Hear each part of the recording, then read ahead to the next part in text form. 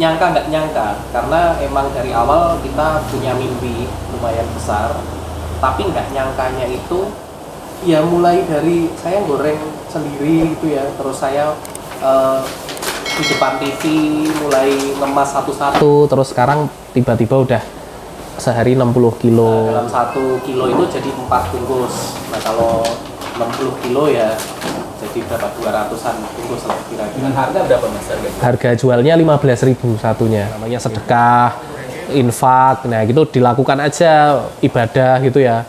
Itu terlihat klise, tapi itu berpengaruh, bener. Assalamualaikum warahmatullahi wabarakatuh. Perkenalkan, nama saya Raka. Saya adalah owner dari Kentung. Nah, usaha ini dimulai dari 2021 awal, yang mana 2021 awal ini saya memulai usaha ini dengan modal yang saya punya di rumah. Seperti itu. Mbak, ini kita mau produksi ya? Iya, ini mau produksi keripik kentung. Kentung. Ini kurang lebih berapa banyak Mbak? Ini tadi kita produksi 62 kilo. 62 kilo? Iya. Kalau bahan dasarnya? Bahan dasarnya kakek kentang dieng. Oh, dieng. Iya. Ini dari proses ini langsung masuk ke mesin pengupas. Pengupas. Iya. Oh. Berapa banyak Mbak satu? Sampai nutupin ini mas, yang bulat di tengah ini ketutup kurang lebih setengah ini. Setengah mesinnya ini. Oh, setengah mesin ya. Nanti kalau kebanyakan soalnya pada loncat kentangnya. Oh gitu.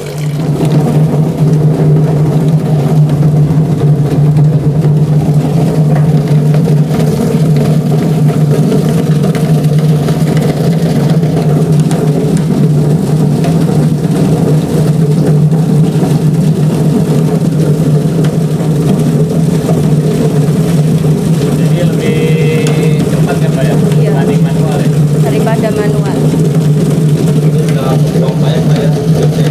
Iya.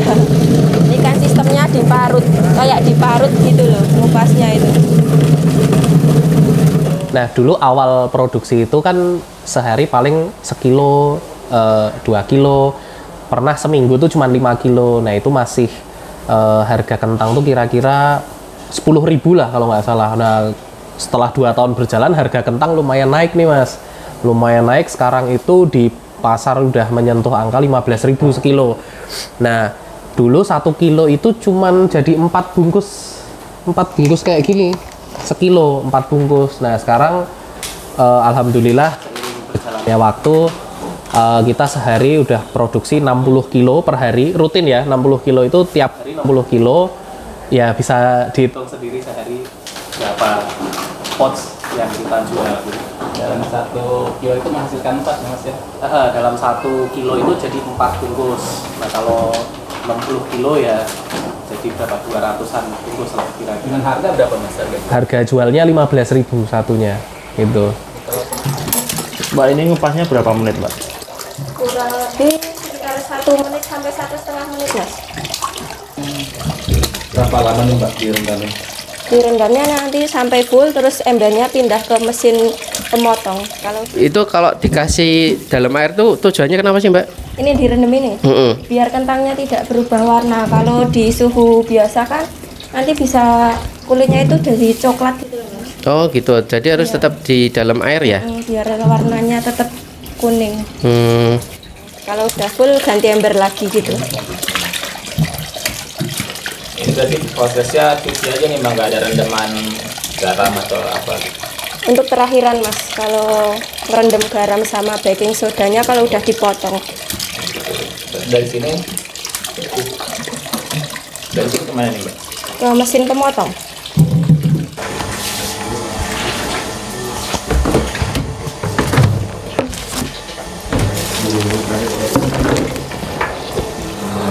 Nah itu kentangnya dimasukin ke ini, nanti bisa dorong sendiri.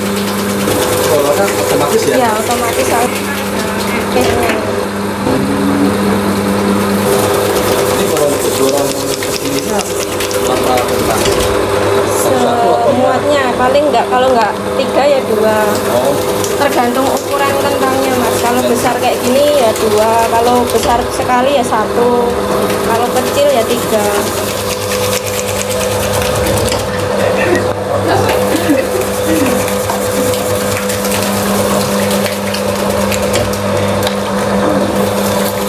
Kalau satu ember gitu biasanya selesai berapa menit Mbak? Itu satu ember kayak gini. Ukuran kentangnya besar ya paling 15 sampai 20 menit. Kalau 20 menit ya? kecil-kecil itu bisa nyampe hampir setengah jam. Oh lebih lama malahan. Iya. Itu modal awalnya itu berapa sih Mas? Modal awal waktu pertama kali memulai usaha ini? Nah, kalau modal awalnya sendiri itu 300.000. 300.000.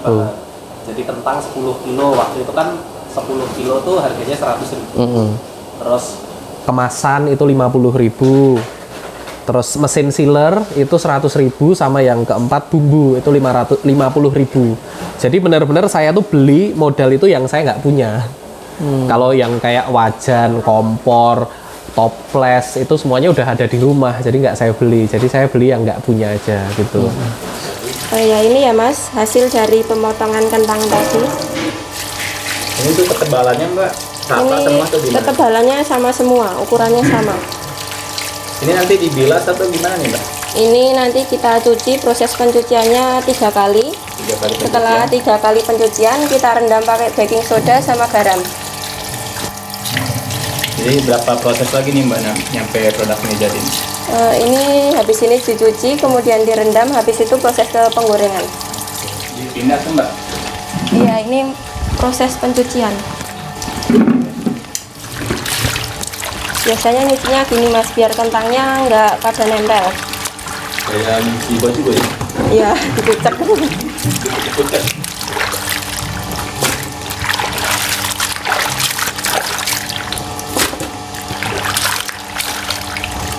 Dibilasnya berapa kali Mbak? 3 kali. 3 kali ya?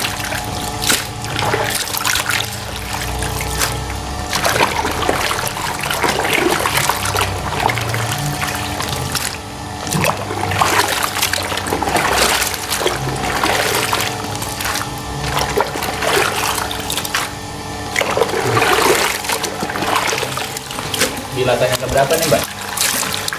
Ini yang kedua, ini ketiga, nanti habis itu direndam. Terakhir berarti ya? Iya.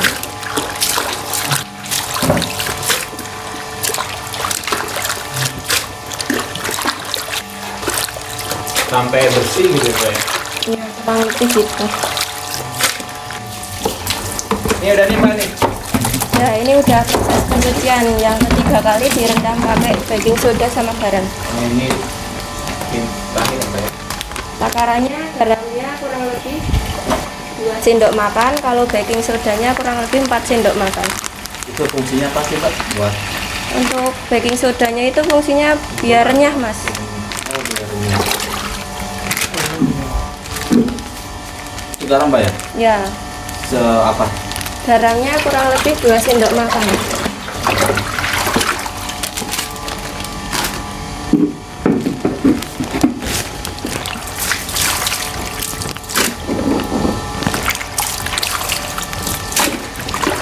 Nanti ini direndamnya kurang lebih berapa lama nih Mbak? Minimal 30 menit. 30 menit baru bisa proses goreng. Iya.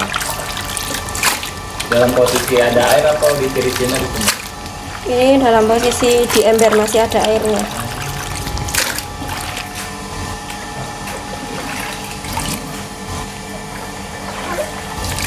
Nyangka nggak sih Mas bisa ada di posisi yang sekarang?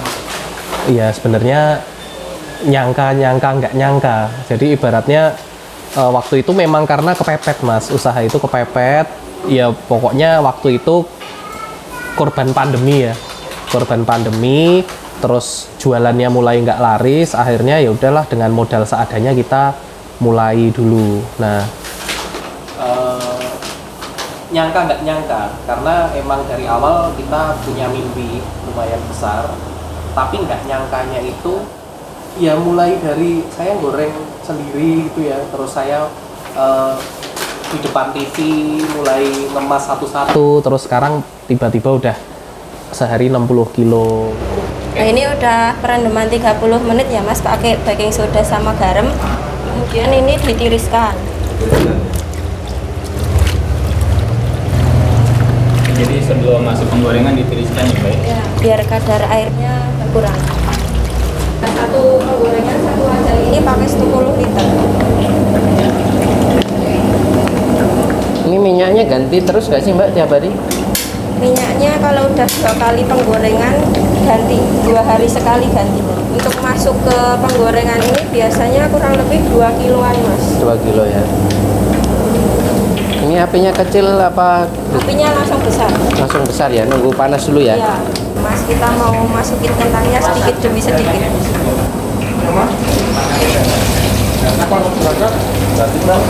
Goreng kentang itu harus benar-benar panas minyaknya ya? Ya,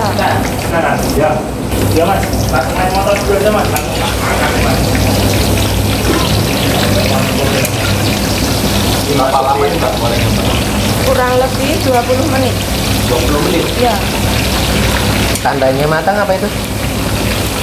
buih-buihnya itu udah berkurang, jadi kan kadar airnya udah nggak ada di kentangnya itu. Oh gitu. Warnanya coklat. Warnanya kuning keemasan, coklat keemasan gitu mas. Ini harus diaduk-aduk terus Mbak ya? Iya, biar nggak lengket dong. Oh gitu. Biasanya memang ini ya, apa kalau nggak diaduk gitu nempel gitu kan? Iya, mungkin bisa gosong.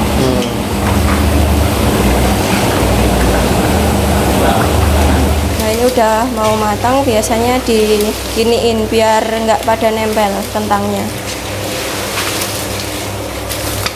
Terus apinya besarkan lagi buat kurangin kadar air yang ada di kentangnya. Biar minyaknya biar nggak banyak terserap di kentangnya. Ini gelembungnya kan udah berkurang, berarti kan kadar airnya udah sedikit, udah nggak ada, bisa diangkat. Udah mulai bening gitu ya? Ya, Minyaknya. udah bisa diangkat. Oh ini diangkat ya? Ya. Taruh di mana, Mbak? Biasanya ditiriskan di sini mas.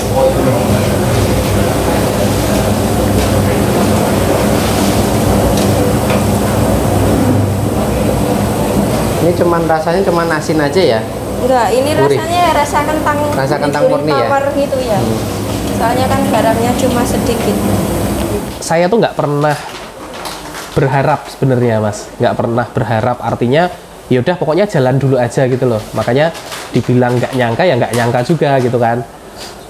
Kenapa nggak suka berharap? Karena seiring harapan pasti ada kekecewaan gitu loh. Takutnya kalau saya udah ngarep-ngarep nanti akan laris, tahu-tahu ternyata nggak laris kan kecewa juga. Makanya pokoknya jalan terus aja, jangan pernah nyerah, konsisten. Insya Allah pasti tumbuh gitu loh. Ibaratnya kalau di Islam itu Allah itu nggak akan menyia-nyiakan usaha hambanya gitu. Jadi yang penting kita gerak terus, harus konsisten, nanti keberuntungan pasti akan datang. Penggorengan mau dicampur Dicampur apa tuh, Mbak? dengan bumbu. Oh, Ini mau buat bumbu apa? Ini nanti dicampur dengan salted Apa?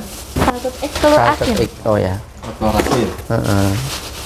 Ditakar gitu, di kilo atau gimana? Iya, ini ditakar.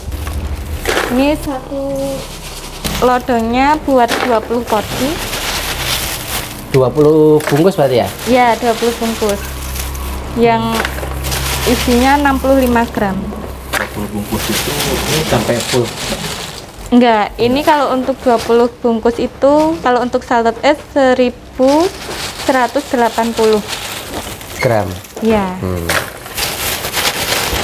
Tiap ini rasa tetap sama kan beratnya? Beda. Oh beda-beda. Ini yang khusus salted egg ya? Ya. Dan ini juga dipilih-pilih, kalau ada yang gosong enggak dimasukin. Oh disortir juga. Iya. Oh, masuk sortirnya di sini. Ya, Yang kriterianya yang seperti apa sih Mbak itu? yang kayak gini, Yang kuning-kuning. kuning-kuning cantik nih. Oh, Kain banyak ya? Makasih. Yang nggak kepake yang kayak gini. Oh gitu.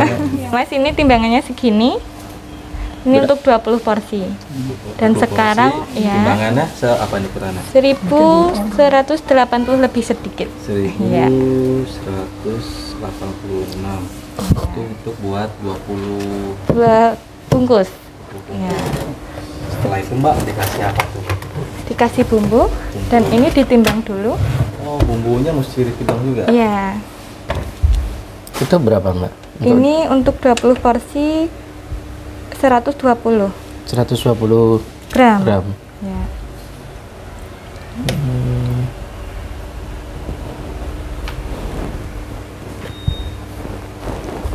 Setelah ini di apa? Dikasih daun kari. Daun kari. Kari. Iya. Coba Mbak lihat. Daun karinya kayak gini. Daun kari itu daun apa ya? Jeruk? Bukan. Ya daun kari. Daun kari ya. Kalau dibuat lalap saya nggak Mbak? Lah, Enggak tahu. Itu kering tapi ya Mbak ya? Ya, ini udah dikering-kering. Oh, modelnya kayak daun jeruk gitu ya? Iya. Daun jeruk yang dikeringin gitu ya? Iya. Seperti apa Mbak? Coba masukin. Nah, ini juga ditimbang. Oh, timbang juga. Berapa banyak? Ini kalau untuk 20 porsi ini 20 gram. 20 gram. Ya, jadi satu bungkus itu 1 gram. Oke. Oh, harus diratain gitu ya? Iya. Ya. Ya. Tuh, Terus diapain Mbak? dibolak-balik. Dibolak-balik. Iya. Baliknya?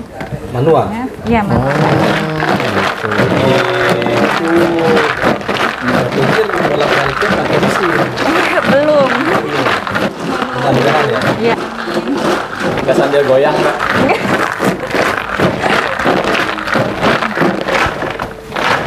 Bolak-baliknya ini gambar rata ya? Berapa menit? Kira-kira 1 menitan cukup.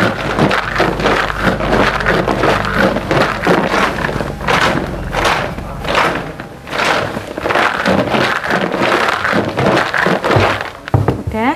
Sudah Mbak. Udah. Selanjutnya Mbak, Selanjutnya mau dimasukin ke bungkus. blending pouch ya. Ya. Wow, banyak. Ini ditimbang juga? Iya, nanti ditimbang. Dibagi jadi 20. Oh, 20 bikin 20 kosongan gitu ya? Iya. Mau masukin ke bungkus? Gitu. Iya.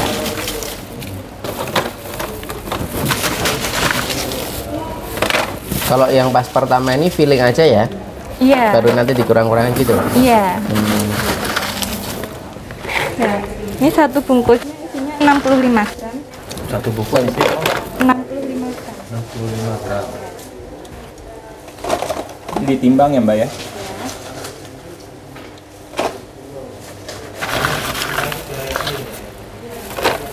Ini kalau mau disil dibersihin dulu. Biar bumbunya enggak. Ada triknya, ada tips-tipsnya biar apa? Nempel ya Mbak. Ya bersih. Oh biar bersih. Iya. Setelah itu disil.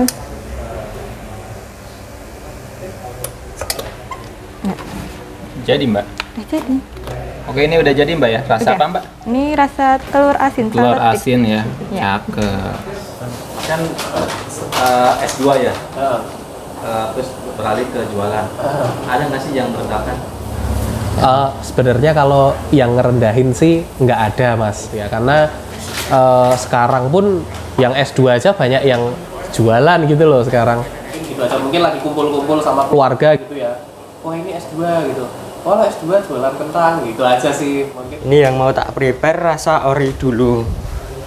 Pertama-tama kita misahin tanggal. Jadi produknya itu yang tak bawa tanggal berapa gitu tak. Biasanya yang dibawa itu tanggal berapa? Yang duluan produksi? Yang duluan produksi, yang tanggal-tanggal lama yang dibawa dulu. Oke. Bisa-bisain. Biasanya saya dari masing-masing rasa itu bawa 25 pieces. Ada 4 rasa, 4 Apa aja, varian Mas? rasa. Ada original, rasa spicy sama truffle dan salted egg. Itu setiap raknya itu beda-beda atau gimana? Gimana? Rasanya setiap raknya itu beda-beda? Beda-beda. Tapi ya ada yang dicampur sih Mas. Yang mana? Yang apa aja tadi? Ada original, ini Originalnya seperti apa? Yang mana? yang ini. Yang original yang ini ya? Original, nggih. Rasanya ada di pojok kanan atas. Oh, ada tulisannya. Nggih. Terus apa lagi? Terus ada spicy. Ini spicy. Spicy-nya ini. Spicy ada tulisannya spicy ya? Spicy, nggih, betul. Kalau itu mau dibawa kemana Mas? Dibawa ke toko oleh-oleh Mas ini. Ini rute saya di Jalan Malioboro. Di sekitaran Jalan Malioboro. Kalau yang itu ujung Ini yang 2000-an. Ini untuk toko kelontong, angkringan gitu, Mas. Oh gitu. Kalau ini yang toko oleh-oleh, terus swalayan. Di sini di toko oleh. Betul, toko oleh-oleh, swalayan kayak gitu, Mas. Tapi barangnya sama ya? Barangnya, produknya, keripik kentangnya sama. Sama, cuman Sama. beda kemasan. Beda kemasan aja gitu. ya. Kemasan kecil yang 2000-an sama kemasan yang besar. Gitu. Oke, untuk rasanya sekarang ini travel. Travel itu jamur. Jamur ya. Iya, betul. Ini yang travel. Oke, kayak gini produknya. Ini rasa yang terakhir yaitu salted egg. Salted egg itu telur asin. Ini yang best seller banget. Yang paling best seller. Salted egg sama asin gitu ya. Telur asin ya enak lah pokoknya. Oh, enak. Itu untuk hasilnya, Mas. Pencapaian dari hasil dari jualan kentang ini bisa disebutkan apa, Mas? Misalnya apa gitu? Pencapaiannya. Oke, ya dari hasil penjualan kentang ini alhamdulillah bisa menghidupi keluarga. Terus ya itu yang paling utama ya, menghidupi keluarga. Terus yang kedua bisa punya tim beberapa orang kan, tim kan nanti dia juga ada tanggungan di rumah. Nah itu sebenarnya tuh yang paling seneng situ. Terus ya bisa beli apa ya, mesin-mesin produksi. Sementara ini masih kita fokuskan untuk pengembangan usaha karena memang mulainya kan dari nol tadi ya. Jadi ada keuntungan buat beli alat, ada keuntungan buat beli mesin, ada keuntungan buat nambah titik distribusi seperti itu. Udah sih. Karyawan sekarang berapa, Mas? Sekarang kita ada timnya 5 orang. 5 orang. Yang produksi 3, sales 1, sama yang satu lagi freelance host live. Host live gitu. Sama saya jadi 6.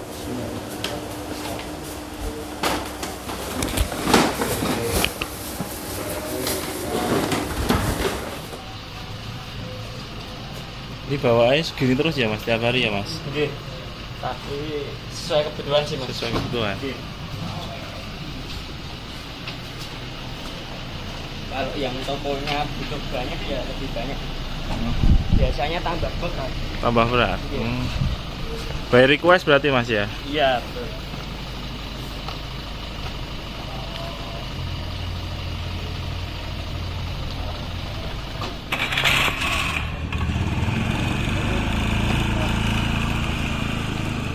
Nah, buat teman-teman yang mungkin lagi merintis, lagi mau memulai usaha gitu ya, itu yang pertama jangan gonta-ganti bisnis. Ngerasain belum untung ganti gitu jangan, karena kalau teman-teman usaha di awal tuh pasti belum untung. Saya aja baru ngerasain untung setelah 1 tahun, itu baru kelihatan lah dikit-dikit gitu loh. Terus yang kedua harus konsisten, misal upload konten harus konsisten, jualan harus konsisten. Kalau kayak saya dulu konsinyasi muter-muter ke toko-toko itu juga harus tiap hari harus muter kayak gitu. Terus yang ketiga kita harus terus belajar karena tahu sendiri kan dunia pemasaran semakin dinamis, perubahan semakin kenceng. Jadi belajar itu perlu. Nah terus yang keempat ya kalau di agama Islam itu mungkin ada yang namanya sedekah, infak. Nah gitu dilakukan aja ibadah gitu ya. Itu terlihat klise tapi itu berpengaruh bener.